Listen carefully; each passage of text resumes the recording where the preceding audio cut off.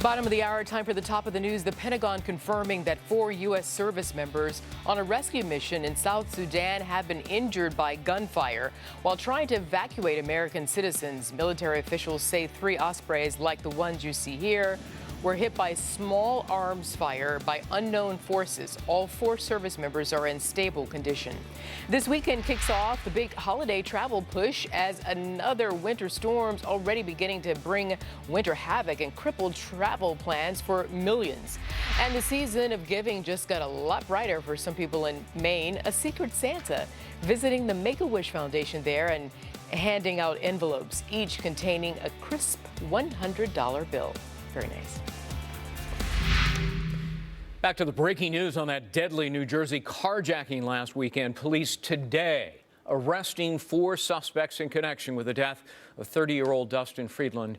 He was gunned down right in front of his wife in the parking lot of a very popular high-end New Jersey mall last weekend. All 4 suspects, there they are, have now been charged with murder and are each being held on $2 million bail. Joining me now, David Schwartz, Doug Burns, both are defense attorneys and former prosecutors. You know, Doug, it's so tragic in so many different ways, and Mr. Friedland was a real hero here. It appears that he was trying to save his wife from being kidnapped inside the carjacked vehicle. Yes, a classic case of something just gone terribly, terribly wrong. I mean, to lose his life over this vehicle. But you just made a very good point, which is the potential kidnapping of the wife. That's probably why he jumped in and did what he did.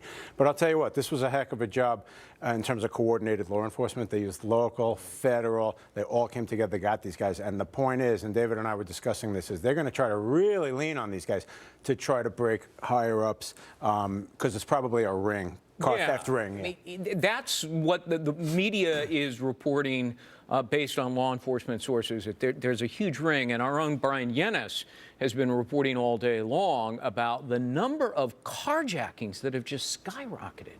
Yeah, gang violence is a poison in our society. So, look, you got 4 defendants here. From a defense standpoint, they still have to, they still have to be represented by counsel. And if you have a non-shooter defendant who wasn't in the car, one of the people off to the side, there is a possibility for a deal there, especially with cooperation and testimony. Yeah, but they had the goods on these guys, likely, Doug. You would think so. I mean, it's interesting. One big advantage are, believe it or not, cell phone photos. Everybody's got their phones out taking pictures. Mall surveillance, ostensibly. The wife, tragically, is a huge witness against all 4 of them. So I would imagine they have a very, very strong case. Yeah, but somebody's going to flip to get to the higher-ups in this. Well, that's what David's saying, and he's right. You typically go after a guy who's just tagging along, somebody who, oh, my God, I had no idea they were going to kill somebody. Look, I was just in for a carjacking. Yeah. Theoretically, there could be one defendant here that had no idea that the other person was going to take out a gun and try to do this carjacking. It's big business. You know, Brian was reporting they ship these high-end cars overseas and they make huge profits.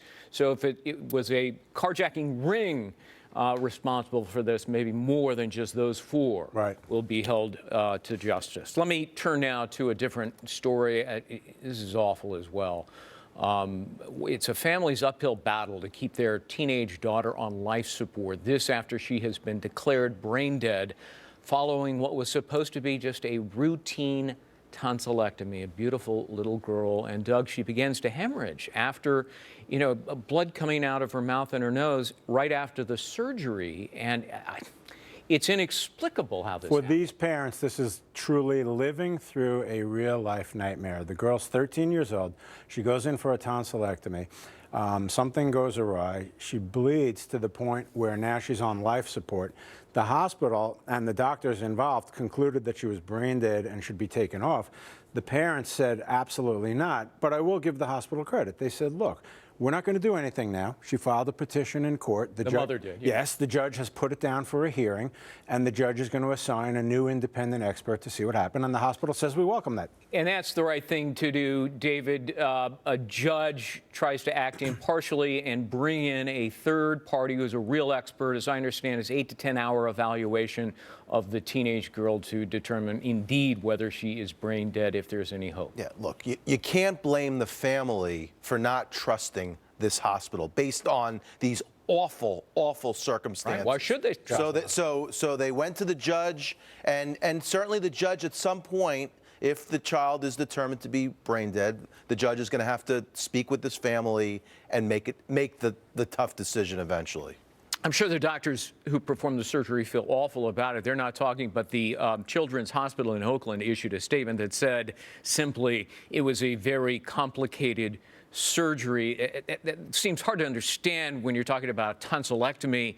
They said she had sleep apnea, and I guess the tonsillectomy was recommended by the doctors to relieve the risk of sleep apnea, which can actually be deadly. The reality is obviously it's going to be sorted out from an evidentiary standpoint, exactly what took place, what happened, why what we all as laymen consider a simple operation became this tragic horror story. And a wrongful death lawsuit if she is taken off life support. Absolutely. But, you know, it's interesting because the area of law about taking somebody off life support is actually pretty complicated. Yeah. Absolutely. And that's why a judge has to be involved. Yeah. We remember the Schiavo. Terry Schiavo, yeah. That was ironic because, of course, the conservatives who had been preaching all along not to get involved in that type of matter, all of a sudden when it was in reverse, right to life, they did want to be involved. Right. Remember that? Yeah, it was a reverse case. It was a reverse. It was right to life as opposed to abortion. There will be a lawsuit. There will be a wrongful death action here, and the facts will be sorted out then. It's just unfortunate that the facts have to be sorted out then, and we can't know the facts now because the hospital, you know, they're just keeping silent. Schiavo, I believe, was the pronunciation. Okay. Apologize if I got that wrong. No, not at all. Doug Burns, David Schwartz, good to see you both. Thank you. Thank you, Greg. Appreciate it. Art? All right, Greg, we'll